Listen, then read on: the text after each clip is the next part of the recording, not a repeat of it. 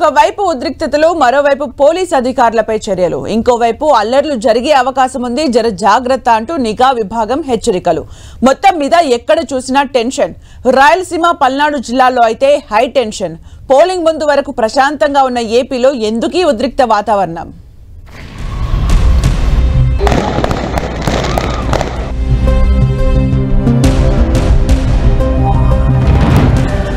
ఏపీలో pole tension ఇప్పట్లో సద్దుమణిగే ఛాయలు కనిపించడం లేదు.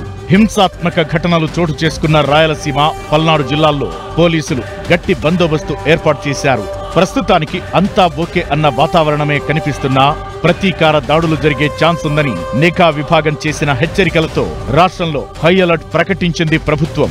ఒకవైపు రాష్ట్రంలోని శాంతి భద్రతల సమస్యను క్షుణ్ణంగా పరిశీలించిన కేంద్ర ఎన్నికల సంఘం అసలు విషయం నిగ్గు తేల్చే విషయమై సెట్ ఏర్పాటుకు ఆదేశాలిచ్చింది.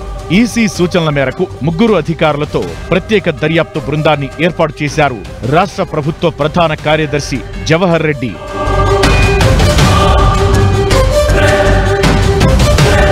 ఈ నెల 13న పోలింగ్ ముగిసిన వెంటనే పల్నాడులోని మాచర్ల, గురజాల, నరసరావుపేట, రాయలసీమలోని చంద్రగిరి, తాడిపత్రి, జమ్మలమడుగు నియోజకవర్గాల్లో ఉద్రిక్త పరిస్థితులు తలెత్తాయి. మాచర్ల, తాడిపత్రి, చంద్రగిరిలో హింస శృతిమించింది. దీనిపై సీరియస్ అయిన కేంద్ర ఎన్నికల సంఘం సిఎస్, డీజీపీ నుంచి వివరణ తీసుకోవడమే కాకుండా పల్నాడు, అనంతపురం ఎస్పీలను సస్పెండ్ చేసింది. పల్నాడు కలెక్టర్, తిరుపతి ఎస్పీలపై బదిలీ వేటు వేసింది. ఇక పలువురు డీఎస్పీలు, సీఐలు, ఎస్ఐలను విధుల నుంచి తప్పించింది. అంతేకాకుండా అల్లర్లు జరగకుండా రాష్ట్ర వ్యాప్తంగా 144 సెక్షన్ అమలు చేస్తోంది.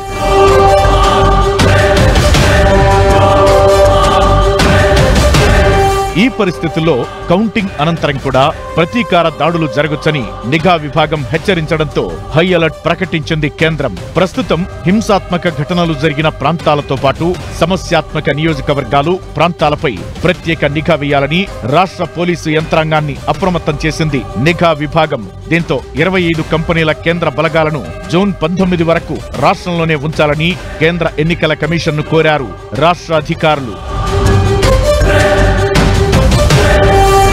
మొత్తానికి ఇంటెలిజెన్స్ హెచ్చరికలు, క్షేత్రస్థాయి పరిస్థితులతో పోలీసులకు కంటి మీద కునుకు లేకుండా పోయింది. ఇప్పటికే హింసాత్మక ఘటనలకు బాధ్యులను చేస్తూ ఎస్ఐ నుంచి ఎస్పీ స్థాయి వరకు 12 మందిపై వేటు పడింది.